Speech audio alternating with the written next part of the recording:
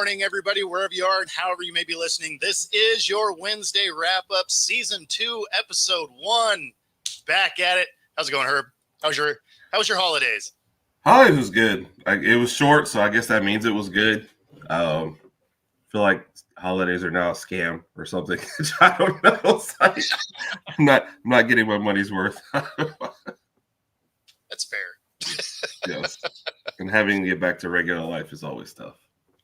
You know, it's funny because, like, I like getting back to regular life because the holidays are always, even when they're easy, they're hectic because you're just off of your routine. This is true. So, you know, I always kind of like getting back into normal life again. How's it going, Win? What's up, Win? Good to see you. We got Raj in the house. And no insults from okay. No, not yet. I mean, it's early, right? We're like a minute into the show. I mean, yeah. I'm still not happy that more people thought that I would sabotage Raj than he would sabotage me. I don't understand, people. You guys have, it's like you said, they've never watched any of these shows. I mean, to be fair, you were calling people to call him about fantasy football. So, like, hey, that is a lie. Sorry, texting. Yes, I never called anyone. I never called anyone. I knew where you were going. Man. It's not my fault he lost the fantasy football, though. I'm gonna lose. So our Pick'em championship goes through the Super Bowl, but okay. I'm out of range, right? Because I want to say I'm 4 games back or 5 games back, and yeah, see that's cheating when regular life is retirement. That's cheating. That being said, I appreciate it because you're here. So, you know, everybody else is getting ready for work or at work. Yeah. So yeah. Anyway, I was because I'm as many games back in the championship, I can't get first place. So my best case scenario, I think, is 3rd. So, I mean, still in the money range, right? But not gonna three-peat. Damn it! It was funny. It was funny though. Foreshadowing what's about to happen with the Chiefs? I hope so. Wow. Ain't nobody want to see that. No, I would fully admit that I am one of the people that are in that dynasty fatigue, right? You go right from 20 years of the Pats, you know, really dominating their division, right. 6 Super Bowls. And, you know, I think they missed the playoffs twice in that whole span. And then you go straight into KC. Yeah. Right. So when you look at the NFC side, that like there's at least been a mix. But you go to the AFC side, and it's been pretty dominated by, you know, it was really one team, and then it just shifted over into another team. Right. So I definitely fall into that spot. What's happening, Jay? Exactly. What's up, Jay? No 3-peats allowed. Although I would have liked to have gotten one, but just no 3-peats for other people. Yeah, that's right. Although that being said, my buddy Rob, who's also playing, and you know, he comes on Hawk Talk from time to time. He was like, if you win it a 3rd time, you're just not allowed to play in your own championship anymore. Yeah. I was like, okay, that's fair. I mean, I was commissioner of our league, so. That's why Raj keeps saying everything is rigged. I mean, I'm not mad at it. Nah, for me, I know the week that took my chances away, and it was a bummer because it was early. Week 2, I went 6-10. Yeah. Like that was the week that messed it up. If I would have had a 10-win week, like I did most of the rest of the year, I'd be tied, right? I'd be tied in first place. So it sadly, all those upsets took me out. I'm upset that I forgot about the early weeks.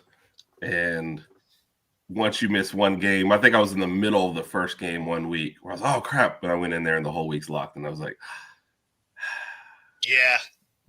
No, it's tough. That's why, I go, and soon as it opens for the week on Tuesday morning, I just put them in. And then that gives me the opportunity to go back and change anything if I need to, like somebody gets hurt or whatever. Right. But then if I get busy and I don't get back to it, I didn't miss the week.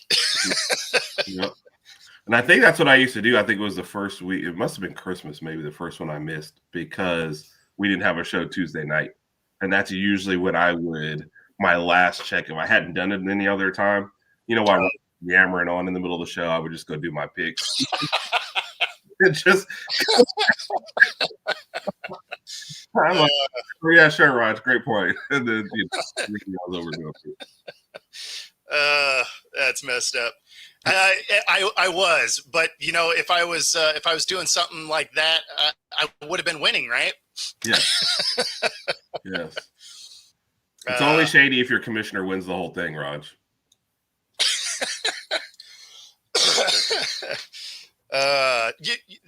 The thing that's funny about this one is I think I have a better record than I did last year when I won it. So I picked better this year overall, and then third is going to be the best I can do. I'm tied for third right now. Yeah. So I think you need to pick worse people around you. That's well, what you're saying? It's open, so anybody could have joined. So, but definitely not giving away my Ravens helmets. Those are ones I played in, so I'm keeping those.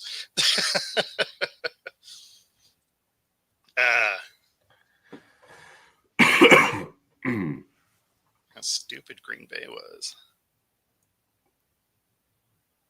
It didn't matter. Oh, so seeding still mattered.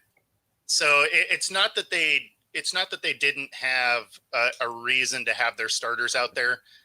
There was some seeding, similar. Like you could say that. KC didn't have anything to play for, but they sat more people than they needed to. They were sandbagging because that gets the Bengals out, right? And if you look over the playoffs, what's the one team that has routinely knocked them out in the playoffs? Yeah. The Bengals. Yep. So by them sandbagging and letting Denver win, that made sure that the Bengals couldn't get in. Yeah. So, they even sat coaches. So that was true sandbagging. Like yes. There was no water boy out there. Yeah, no, it's, Green Bay had seeding to play for. Really the NFC side was much tighter. Yeah. The AFC side, you're either good or you're terrible, right? Like that was it. When it came to the NFC, there was a lot more parity to it, because then all of a sudden you're looking at, are they playing,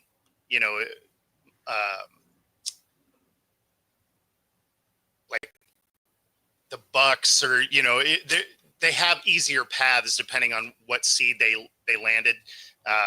So that's kind of why they did that. Now, it's unfortunate for them because they got beat up. Yeah. And they still lost. So they did everything wrong in the last game of the season. Kind of. Yeah. I mean, if you win, then it worked, right? But instead, who were they playing first Green round? Bay. I mean, Philly. Yeah, that's right. So and now Washington goes to Tampa Bay instead. Yeah, exactly. Yeah, but had they won, it would have been the other way around. Right. So that being said, I suppose we can just put that up there. So there's a couple of games in here that are going to – wait, that's not right. Oh, shoot. The wrong slide loaded. That's too bad. Because Arizona's definitely not in there. I was trying to find out where I was like, because the left side looked like it was all right. Yeah, no, it just means that when I dropped it, it didn't. It's outdated. There's no doubt. Yeah, it just means that when I redid it, it didn't save. Can't hear me? I can hear you, so I don't know. Yeah, I was gonna say. I think. Yeah, I think it's just Raj. Yep. Well, that's what happens when you don't win the championship, right? Things just start falling apart. It's okay, Raj. There's always next year. Look, in my defense, Raj won it like 3 years ago, and he still calls me about it. So a little ribbing the week of is okay. You know, I think you guys got to get the banners. Yes. Right? Because then that next year, you just like drop the banner mid-show. You're like, Too many bad ideas going on here. Let me see. Football banner. TrophySmack.com. There you go. You can get them right there. But yeah, so I mean, there's a couple of teams going into this playoffs that really I don't feel like has a shot, right? The Steelers being one of them. They're backing into the playoffs. They lost 4 in a row. And it's just they look like a terrible team. I mean, Russ is out there cooking Pop-Tarts and hot dog water. And, I mean, they're losing the turnover battle each week where, early in the year they were dominating that stat. So it just doesn't feel like a team that can actually take down the Ravens. Now, it's a divisional game, so, I mean, it can go whatever way. But they just don't look like they're primed to do anything. No. Like you said, backing in, tripping in. I mean, I remember we were talking about a contenders segment, 4 or 5 weeks ago, something like that. And I had already jumped off of the Pittsburgh. I was like, this just isn't sustainable. You can't go out there and want your defense to play perfect every game and hope the offense figures it out every once in a while. Because it's just, those games where they can't or they don't, or like you said, you lose the turnover battle.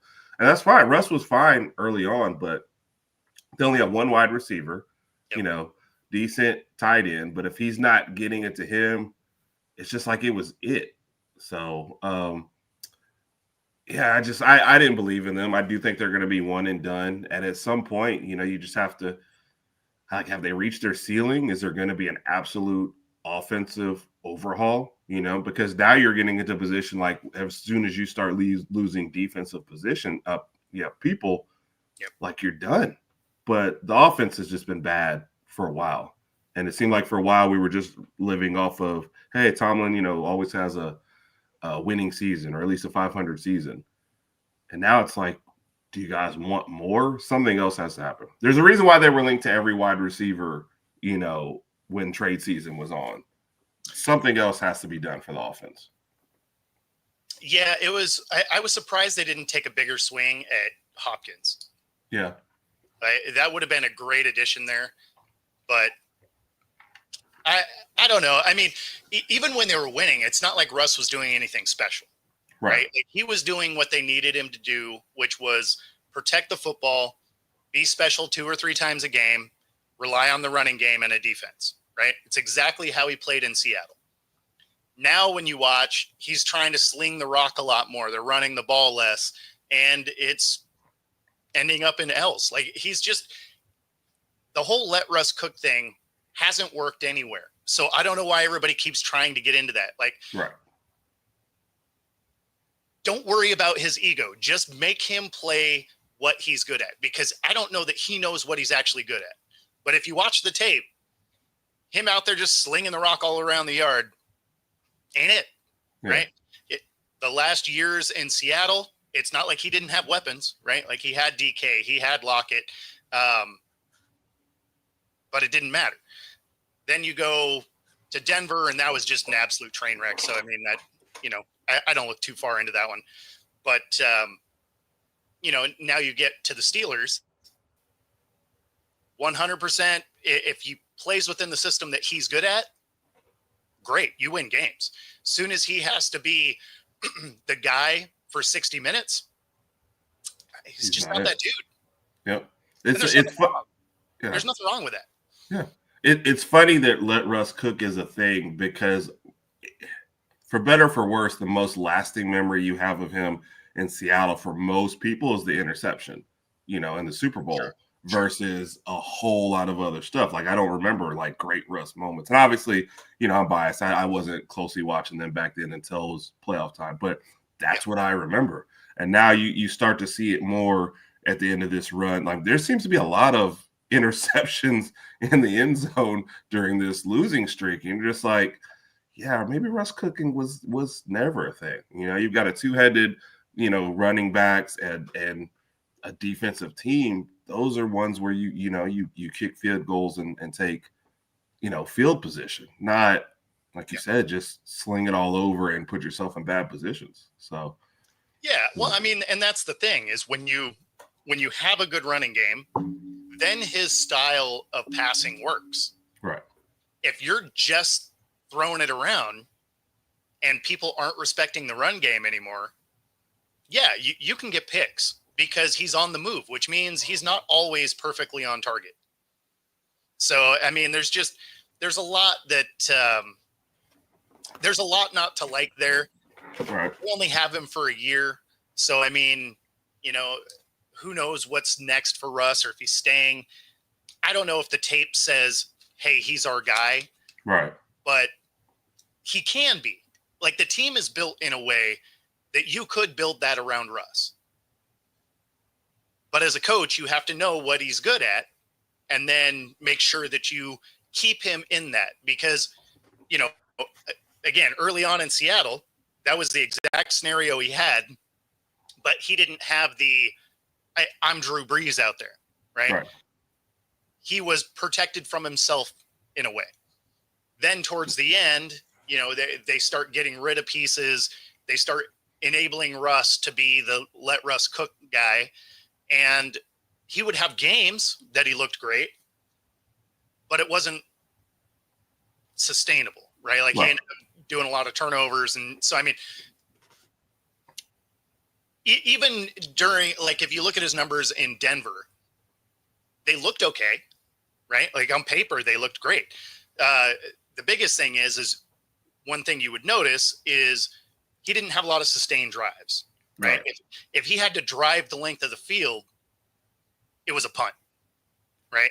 Where all of his touchdowns were because the defense turned the ball over in positive territory. So he had to drive 30 yards to get in the end zone. Right. Sure. Yeah. I mean, it's easier to have a good touchdown to interception ratio when you only have to drive 30 to 35 yards. Right. Because every time he was backed up, to his own 20 and having to drive the field, the drives never went anywhere. Yeah. So, and again, it's not like a disparaging, Russ here. There's just things he's good at and things he's not. And we have over a decade of film to be like, hey, you know what? This isn't what he's good at. So stop putting him in those positions. Yeah. I think sometimes when you have those guys that like to throw a good deep ball or moon ball in Russ's case, the drives are what's tough. Because we've put up with we've had that in Alabama a couple different times. Tua was a quick drive person, and we all know with Milroe it's a deep ball thing. Drives are just not, they're like, hey, can I get 50 yards on this one play right now? Versus, hey man, why don't we just get 5 yards and then 5 more yards? It's like it's just not doesn't process, But at this point, it's kind of one of your points. Is this on Russ still, or is this just all on the coaches? And you guys need to, the game plan has to be better. And then also my second part of this is, if this is Russ and he was the answer, man, what does this mean for Fields? That even at 4-2, they still thought somebody else was the better option for them long term. Like, where does he go from here? I mean, someone will take a flyer on him, right? I mean, because he's going to be free at this point, right? Because even in the wins that he had, he wasn't the reason they won. Right. I mean, did they win games? Sure. Was it because he was there? Absolutely not. That's when their defense was, pick sixes and scoops and scores. And I mean, of those 4 wins, I would say 3 of them were won by the defense. Yeah. So I can't really say that Fields provided anything to that team other than his ability to run, right? But you're not going to win a lot of games because your quarterback's a running back, right? And nobody lets him throw further downfield than about 10 yards.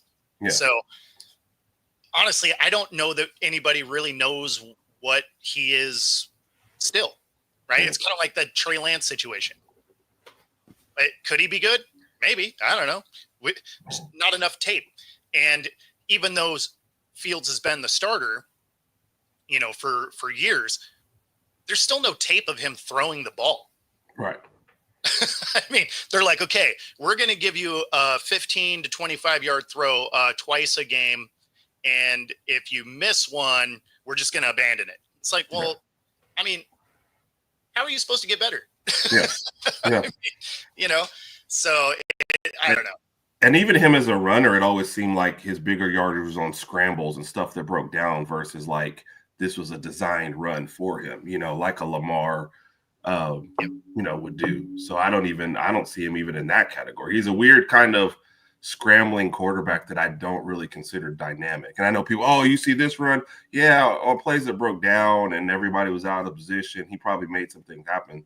But he was also in Chicago where at times he was the only person. So he was kind of running for his life. So there was a fight or flight thing going on. So, he's just in a weird position. I do agree with you. Somebody's going to grab him next year for cheap, but yeah, I don't know where his career goes from here. It's almost at a like, hey, you could be out of the league in a couple years if you don't do something here to say, or just on the clipboard for the rest of his life, Yeah, I mean, he could be a career backup, I guess. Take it easy, Jay. Thanks for tuning in, man. Yeah, he could be. I don't even know if he's a good backup, though. Right. Right, because you just don't know if he can throw the ball. Yeah. You think of a Cooper Rush as a good backup, a guy who's not going to go out and do anything crazy, exactly. Who stays in your system for sure. Well, and you feel like a guy like Cooper Rush, when he comes in, you're not like, game over. You're just like, no, you know what? Cooper Rush can come out and surprise somebody, right? Like he can come out and win a game. That's like when Foles was the backup, you're like, okay, like I don't feel like we're out of it, or Fitzpatrick, right? Like all those guys, you're just like, okay, backup's in. I feel okay about it, right? Yeah. And Fields comes in, you're like, cool, I'm just gonna like switch over to the other game. Yes. Yes. I'm assuming this is a running play, right? Is it a running play? Okay, it's a running play. So it's a pass play, it's a running play. And I think that was the problem. No, exactly. I mean, and to your point, he was much better as a play breaking down, scrambling, extending a play. He's not a dynamic enough runner to be the Lamar situation or a Josh Allen. And it's funny to say Josh Allen because when you look at him, you're just like, I don't know how that dude runs anywhere. No. But then you see him on the field and you're like, that dude is deceptively fast for a guy that's big and looks like he's never ran before. Yeah. like a Vince Young, man. I remember watching him at Texas and thinking, I don't know how his running style didn't look good. He didn't look like but he's passing DBs. And I'm like, I don't know how you got, like I could catch him right now. And that's what I think of when I think about Josh Allen. I'm like, I could catch Josh Allen. It just doesn't look good at all, but well, and the way he runs makes my yes. But, he looks like he's learning how to run as he's running. But he's learning how to run at like 250. You're just like, that looks terrible. Yes. But it works. It works. Yes. It's the drunken running style of running. That's what it is. Raj, you could use a starter is what you could use. As much as people like Tua, best ability is availability. That dude doesn't have it.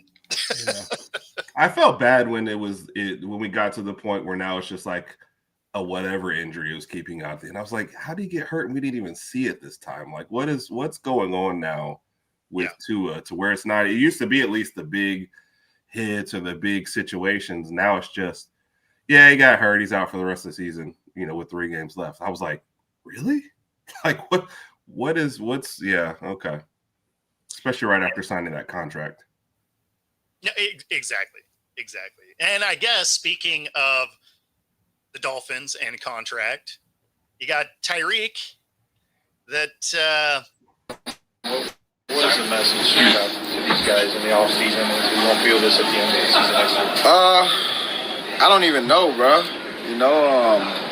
This is my first time I haven't been in the playoffs, man. So, I mean, for me, like I said, man, I just got to do what's best for me and my family, dog. If that's here or that's wherever the case may be, man, I'm finna open that door for myself, dog.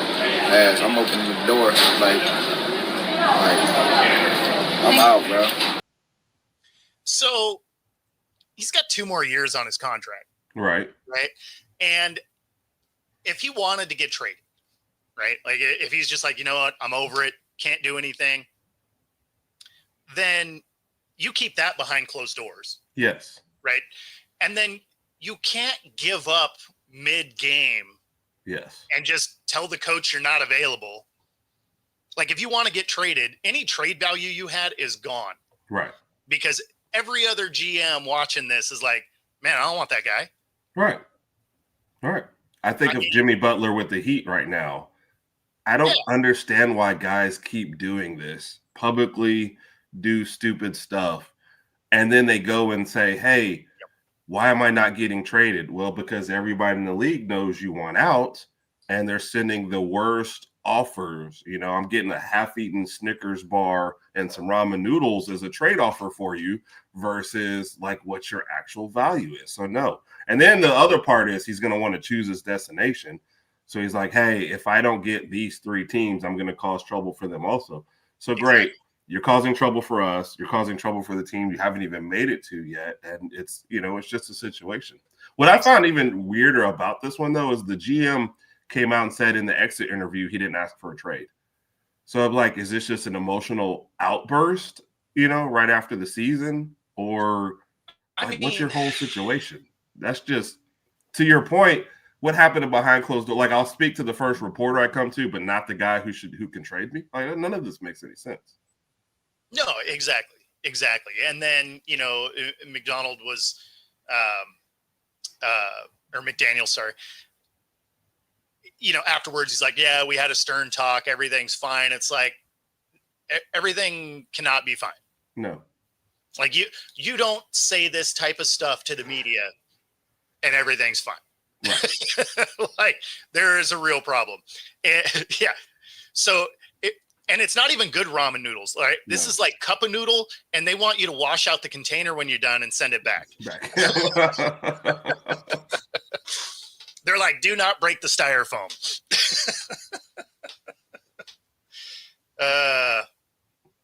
Tyreek has checked out. But, I mean, again, the problem is he's got 2 more years. So it's not like he can really do anything.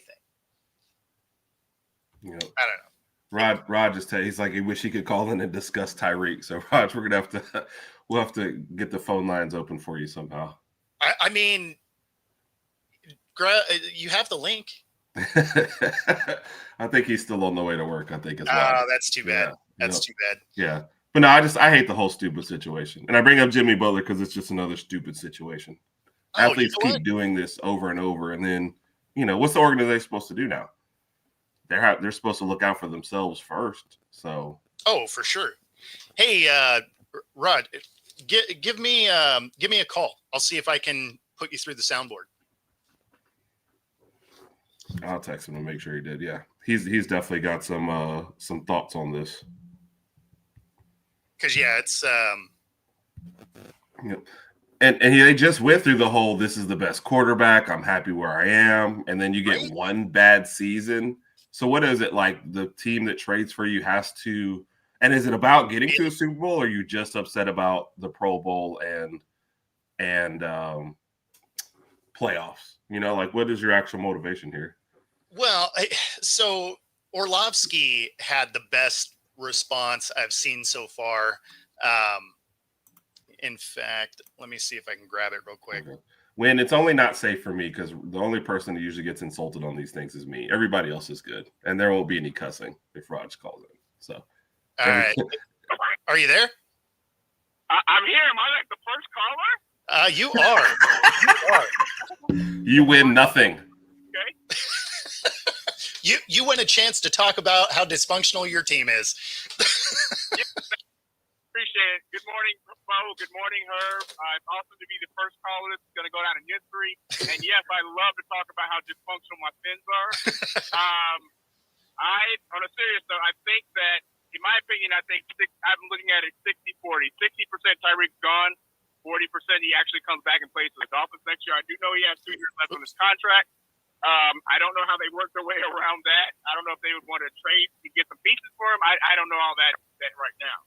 I think his comments are obviously based off how frustrated with, not just with the last game, but with how things panned out this season. I think he also knows that had Tua been healthy, there's a good chance, obviously, he would have made another Pro Bowl this year. Keep in mind, this is the first year he didn't make the Pro Bowl, and it's also the first year he didn't make the playoffs. I think that kind of stings with him a little bit. He also knows that had he never left Kansas City, he'd be a 3-time Super Bowl champion as opposed to the 1-time. But he also knows in the back of his mind that this same situation that happened this year is probably going to happen next year if he stays with the Dolphins. By that I mean Tua getting injured again. And I'm not saying I hope Tua gets a concussion, nothing like that, but even the last 2 games Tua missed with like a hip injury. So Tua is known to get injured, and there's like a 90% chance he probably gets injured in some fashion next year, and I don't think Tyreek wants to come back to that. So, I mean, I wouldn't say that Tua getting hurt was why he didn't get in the Pro Bowl. He got hurt. Yeah, but Tyreek. Tua had been playing all season, and he would have got more receiving yards. So that would have helped out a little bit. He was somewhat shy of 1,000, so that would have helped out a little bit. But yeah, to your point, Tyreek got injured too. So. Yeah, I don't think Tyreek takes any responsibility for that, though. I didn't really understand all that. So whatever. Well, no, of course he doesn't take any responsibility. He's had 5 kids this year. He's married. Yeah. Like, how did that work out? He's stressed. That's where the "I gotta feed my family" quotes are going to come in. If he comes back, I would be somewhat surprised, but I kind of feel like he's just extremely frustrated at this point, and he's got a lot of thinking to do. Yeah, no, I mean, I get it. It's, I don't know, man. So I guess the part that let me put this Orlovsky. It's real quick. Okay. Maybe. Leave the winner for money and then complain when you don't win. Yeah. You can't leave the winner for money and complain when you don't win. And that is exactly what he's doing. I think actually what he's really mad about, I think what he's really mad about is the fact that KC didn't skip a beat. Yeah. Like they don't miss him at all. And I think that hurts his ego more than anything. Yeah. Well, that's like he thought they would fall apart. Kansas City, he'd have 2 more Super Bowl rings. And to your point, they really didn't miss him. They won without him. They got Xavier Worthy. They're still winning without him, and they're going to make a nice little playoff run. And he missed the playoffs, so that stings. It's unfortunate for him, but this is the path that he chose. I mean, they won with Kadarius Toney throwing the ball on the ground, just like not catching this. Yeah. So yeah. My question to you and Herb is, and Herb and I have already discussed this before I jump off.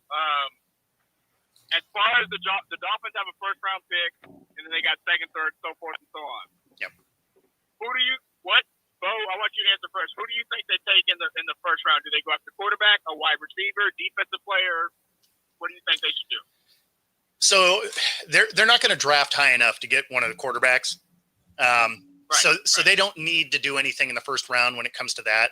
I guess it really depends on what this Tyreek Hill situation truly looks like, because if it's as dysfunctional as this might lead to, they might be targeting a receiver to replace him. Right. Because you still have Waddle, you still have plenty of other pieces. So if you had to move on from Hill, I think that's what their first round pick would be a dynamic receiver to take his spot.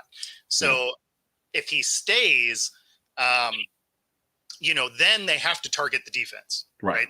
The defense is a glaring hole on this team. And they could still, in the second round, either late second, I'm not exactly sure where you pick, but if you have a late second, early third, then you can go get Ewers, right? And he would be a good backup to eventual starter. He does have some injury issues as well, but different, right? Yeah. And accurate thrower, real poised in the pocket. So I think you could get that guy late second, early third, and that would probably be a good fit for a situation where Tua's probably not your long-term answer. Right. Yeah. That's kind of like I know before the season, Raj and I talked about he'd want to just use a draft on defense for the first couple rounds, and then a quarterback, like you're going to say, second to third. Yep.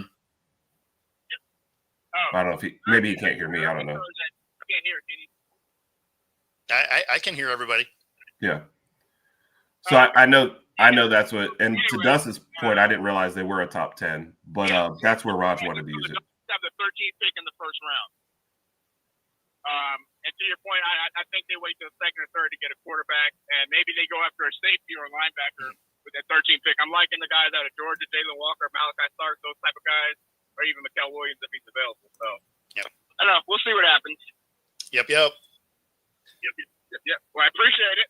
Absolutely. Thanks for calling in, man. Have a good day at work. Of course. All right, you too. Thank you. Later. He's so excited. So Dustin, technically, yes, top 10. You got to keep in mind that there were 8 teams with 4 wins or less, right? So you got a third of the league that couldn't stop anything. So being a top 10 defense this particular year doesn't mean a lot, because the teams were either really good or really bad, and Miami was in the middle. So where should their defense be? Yeah, kind of in the middle. So it's not top 10 this year doesn't mean what it generally means. So I get what you're saying, but it's not really apples to apples when you compare to other years. Yeah. I think also with the Miami and the wide receiver position, where they draft also depends on how Miami views Waddle right now. Do they think he can be a number one, and they're kind of finding a guy to slot in, to complement him, or they need a new number one? And Raj kind of pointed out the same thing. He was like, Waddle's been hurt a lot too in his short career with Miami. So it's tougher to trust him to be just a number one. So no, I think if you're picking a receiver in the first round, you're picking him to be the number one. Mm-hmm. Right. Like if you're going first round, you're expecting them to be the guy.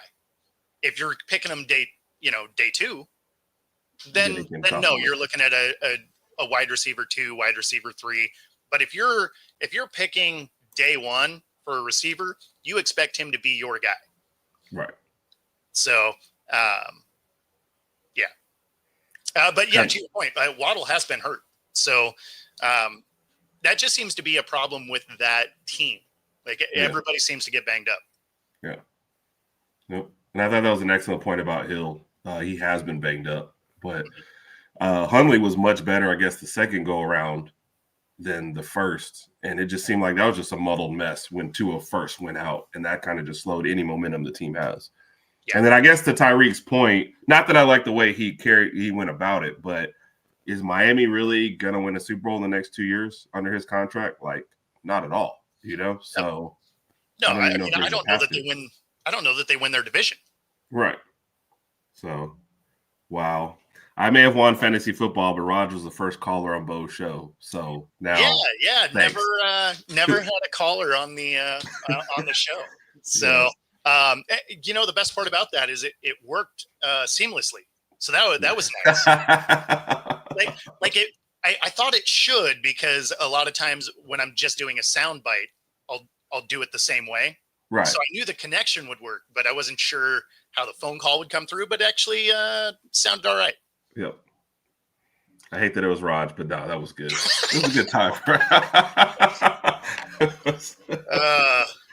Speaking of things that didn't work out, Uh-oh. somehow the Patriots fumble the first overall pick. Mayo gets fired. Titans move into that number 1 spot. And fire their GM. This, right? We don't trust so, you, man. That's where the Jags question comes up. Yes. Is that even a attractive job? And the only reason I say that is Balky's still your GM. Yeah. So you have a guy that can't seem to assemble a team. If you're a coach, somehow he's still employed there. I mean, Yeah. I feel like you would, if you go in there and you're the first year or first time head coach, and you have the team that he's assembled, you're done in a year. Yeah. Right. Yep. And I haven't seen Travis's writing on it, but I saw a couple of his headlines. This has been busy last couple of days, so I want to kind of get in depth to hear more of what he has to say about it. Yeah. But I already saw his last headline where he was like, this doesn't even make sense. Yep. You know, if you're going to clean house, you clean house. It's like with the Giants, if you're keeping both, then you're keeping both and they're a team. But getting rid of one, and like you said, keeping the GM, and now as a new coach, I got to trust that guy who's not necessarily putting together the best team. Yep. Yeah, like you said, maybe sign me to a 5-year contract just so I get paid good money when you fire me in a year. That's what I'm going for. Basically. That's what I'm negotiating. Well, and of course, that brings us to the Giants, right? So on the Giants end, now you're bringing Dable back. They still have their GM that went the Daniel Jones route instead of Saquon. Excuse me. And now you have neither one of those guys, by the way. That's the thing, right? Daniel Jones isn't even on your roster. And the only reason Saquon didn't set the all-time record is because he sat the last game. Yep. You know, so I don't know how you move into next year without firing everybody. Yep. Like pull the trigger, just rip the Band-Aid off, understand that, you know what, it's a wrap. There's nothing on that team that you're excited about anyway. Yep. You know, you have Except your neighbors. That might be your yeah. Right. So that's the one item. That's it.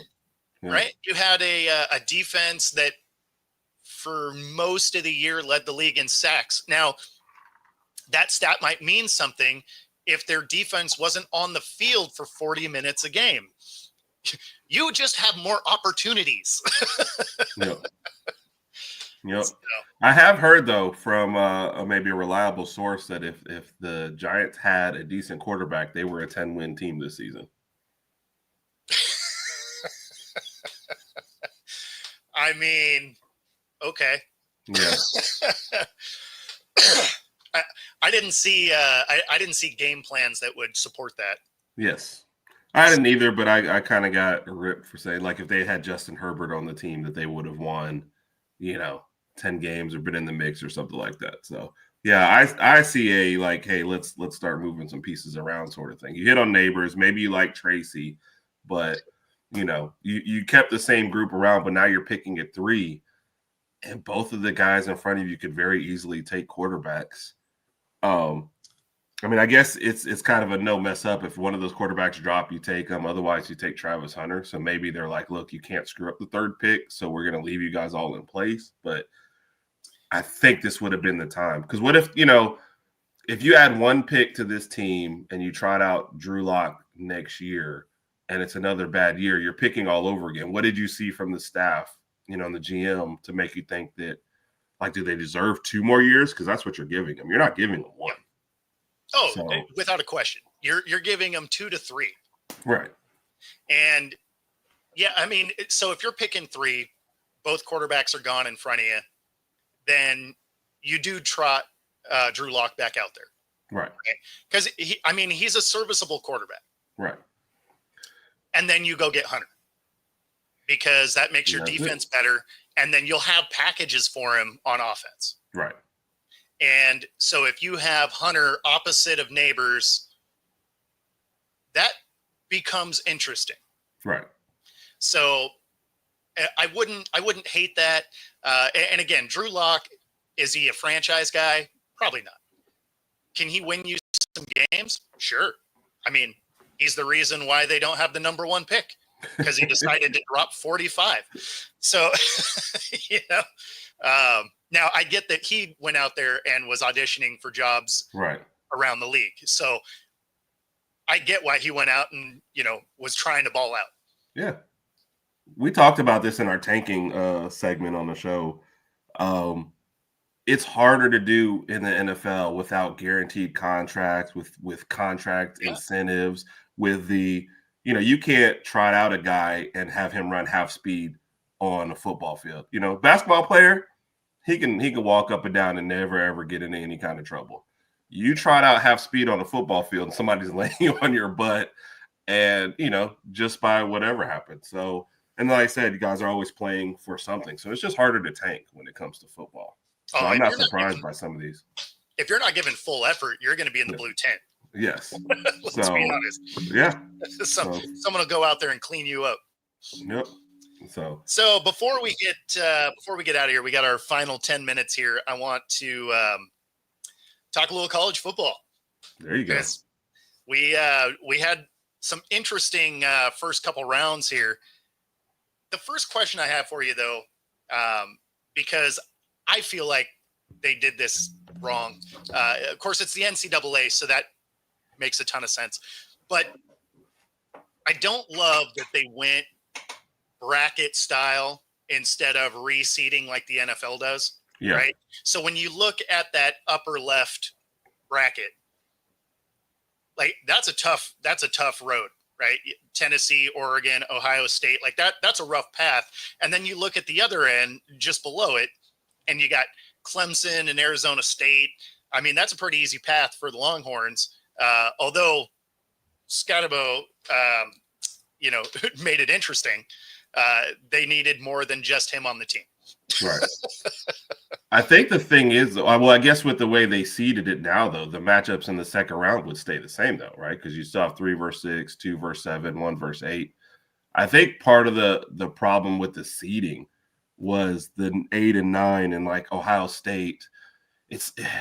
I guess I would have avoided rematches in the second round, and if you're on the committee, it's not the NFL where we're sliding you by the record because you guys are all in the same thing. Yeah. These guys are all people who didn't play. I would have actually looked at it and said, look, man, Ohio State's 10-2, but they have the best roster in the whole field. Yeah. They deserve to be somewhere else. If you're no matter what you thought about Oregon, they went undefeated. They deserved a better fate in the second round. That's what I'm saying. They got. Yeah. So, I'm just saying I don't think reseeding would have helped. I think some better planning in the first round would have helped. Ohio State should have never been in the bracket with Oregon. That doesn't even make sense to me. If they had put Georgia in the same bracket as Texas, there would have been an uproar. But Ohio State slots in right next to Oregon and everybody's okay, Yeah, I mean, how did you not have like Ohio State over where, Penn State, something like that? Like that would have made way more sense. Yes. Just one little change would have been fine. Yeah. I mean, it just, all of it, when you look at all these brackets, there's one bracket that looks way harder than the other 3 brackets. Yes. So, and I think that goes to your lack of, true championship contenders. Because I know Penn State has gotten this far, but nobody believes, Now, if they go out and beat Notre Dame, get a championship game, okay. But I think you easily would have. I think they do. Yeah. But I think you easily would have taken half these other teams, that are lower. Ohio State slots over there, and they take Penn State slot easily to me, and I think they've already proven that once on the field. So. Yep. Yeah, well, and then who would you have had over on the other side, right? Yeah. So Oregon probably would have played Tennessee, and Oregon would have beat Tennessee. Right. I agree. So then all of a sudden you're looking at probably a Notre Dame, Ohio State, and Oregon Longhorns. Like, I feel like that would have been better. This looks like it's laid out for Ohio State to win it all. Yeah. Yep. I still kind of think that the Longhorns take Ohio State down, though. Really? Yeah. I just don't know if I believe enough in yours to do it. I don't. What I believe in is The coaching staff messing up. yeah, kind of. More than anything, I believe in when a team has a big emotional win. Mm-hmm. There's a letdown the next week. Right. And that's not a college football thing. That is just sports. Right. Right. Like if you get a big blowout win over somebody that was supposed to beat you, right? There's always the letdown the next week because it's hard to keep that intensity. It's almost like there's some fatigue that comes with it. And this is an opportunity for the Longhorns to be able to steal this game. I think it'll be a shootout, but as long as Ewers doesn't do his 3 pick games, he'll be all right. Yeah. Because the team is very good. It's just consistent play is what they need. Yep. I agree. With Ohio State, it's sometimes they just can't get out of their own way. When they don't always play to their advantages. For most of the season, it was starting slow. Then against Tennessee and Oregon is like the first time they figured out. But it's like it took the Michigan loss for them to. My problem with Ohio State and Texas, I want both of them to lose. So like, I'm not a fan of Notre Dame or Penn State, but if they just kick the other two out and make that the championship game, then I'll just watch that. I'll be fine with that. So. No, I actually look forward to the Notre Dame Penn State game. Like, I think that's going to be a very good game. I don't think they beat Ohio State or the Longhorns, either one of those teams. No. It definitely seems like the loser's bracket for the championship game.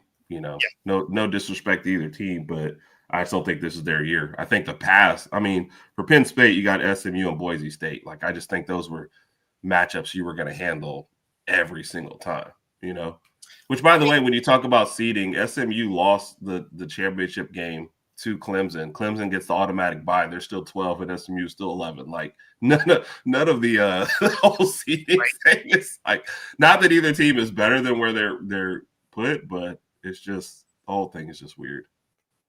Yeah. No, I don't like how this played out.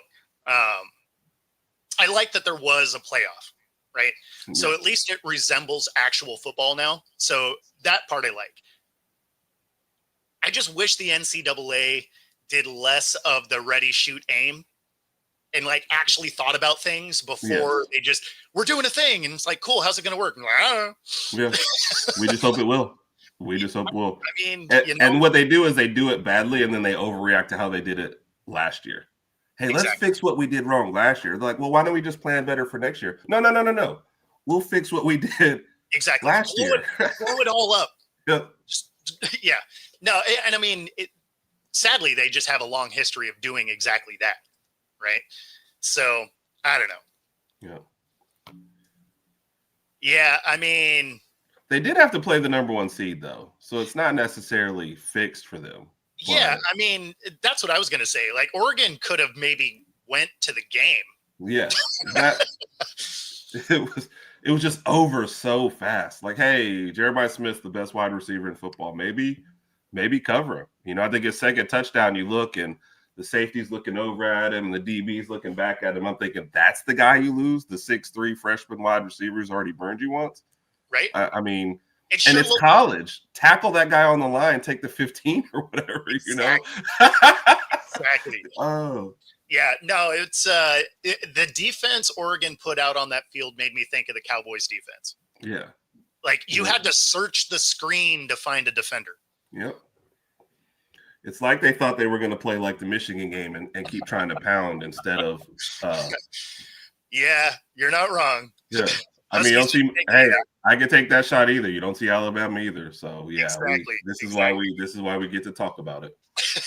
No, all our teams fell apart. Yeah. Hey, and I'll own that. I mean, I thought they overachieved from what I thought they were going to do this year. Yeah, I felt like you guys got better during the year. We did. Played hard. Yep. Yeah. Yeah, it was it was funny because I didn't have them bowl eligible right before the season when we were talking. I remember that. Yeah. I was just like, oh yeah, like they're not going to a bowl game. So the fact that they even got into one, I was happy with that. I didn't see 6 wins for this team. Yeah. I remember you said that before. Somebody tried to get you mad about the team, and you're like, no, we're going to be bad.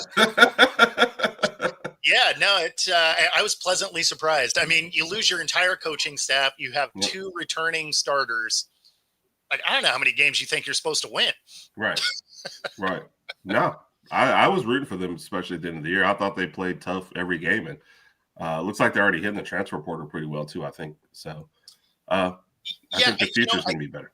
I think they are doing okay in the transfer portal because of the way they overachieved, right? So you're starting to see you're seeing kids that are looking at this. They're like, okay, well, they were able to get to a bowl game with just, completely changing the entire slate. And imagine what another year in that program would look like. So I think that actually helps them a little bit in the transfer portal. Right. I think your team actually is going to get hit a little bit in the wrong direction. So this is where the expectations for Alabama is the dumbest stuff ever, right? You guys had a decent season. It's not like it was terrible, but people are like, oh, the sky is falling, fire. What's his name earlier said Alabama, poor Alabama. I'm like, we just replaced the greatest coach of all time and went 9-4. Like, we're okay, and people are like, the seat is scorching hot for him next year. I'm like, he went 9-4, right?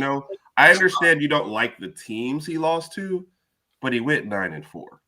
So the Vandy loss hurt. That's fair. Well, 3 of the 4 losses were not good losses. I get that, and I'll own that, but it's not like he was playing with his. I think it's just they expected so much more. But again, Saban got the most he could have got out of that team. And then you lost some key pieces off of that. And you got a guy who's his first time in the SEC, and he didn't do great. That's fine. But he went 9-4. So do you think that Saban would have had much different of a season? I think he wins like one more game. Vandy game. And it's just tough, man, because we put so much on Milroe, but the team was just built so much around Milroe. And any team that could stop him from running really just made it tough. And that's like what Oklahoma did. That's what Michigan did, So, I don't know. Maybe you get one more. But if you win one more before that, you're in the playoffs. But then, I mean, what do you expect from there? It's so many unknowns. But I get tired of people who, replace Saban and think the next guy should have done better. No. I don't even understand how that's a thing. Yeah.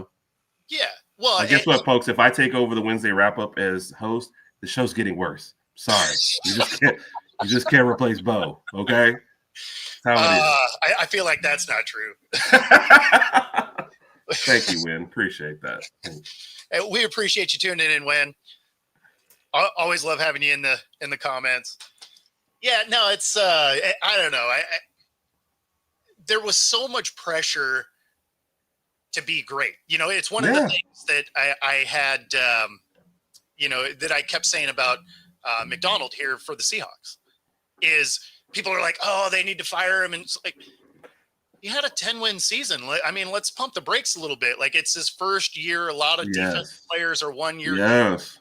Like, calm down. Like, I thought them firing Grubb was premature. We might not mind that, though, but yes. Yeah, fair enough. It didn't make a ton of sense to make wholesale changes when you had a successful season, you had one of the worst offensive lines in the league, and you still had your quarterback set a franchise record in yardage. Like, I don't know how much you wanted out of this team, but there was going to be an unrealistic expectation to be great now because for some reason this fan base forgot that Pete Carroll went 9-7 the first 2 years. Yes. Right. Like, so it's not like the team was great day one with Pete. I think people just got spoiled by how good they've been over, the decade here and forgot about the fact that, hey, his first couple of years weren't amazing. Now I get, or 7-9, sorry. Or Yeah, I think that's what it was. Because one of the years they won the division with a losing record. It's not like it was, I don't know. Yes. People make up. There's a quote in Landman where the lady says, "I reject your reality, so I'm going to make up my own." That describes sports fans. Yeah. Well, I mean, it's funny. I was on a show yesterday and they were talking just complete ridiculousness.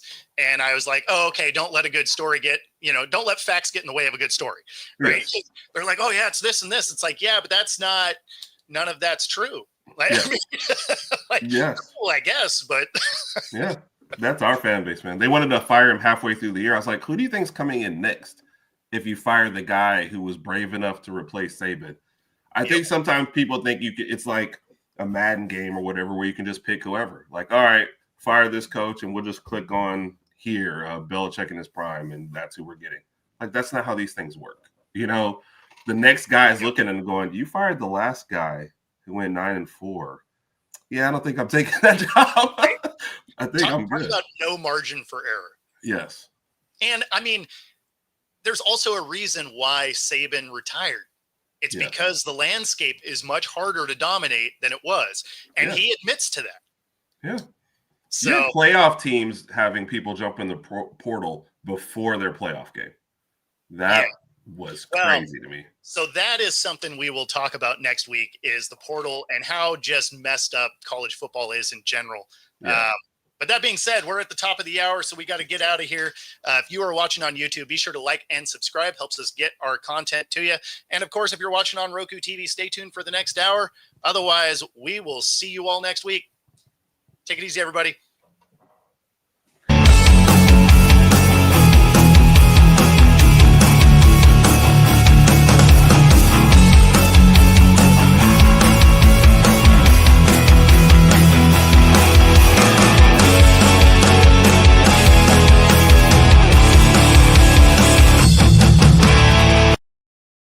Introducing National Streaming Sports, live and on-demand sports talk programming that you can access 24/7. For the premier sports talk experience, tap into our Roku channel.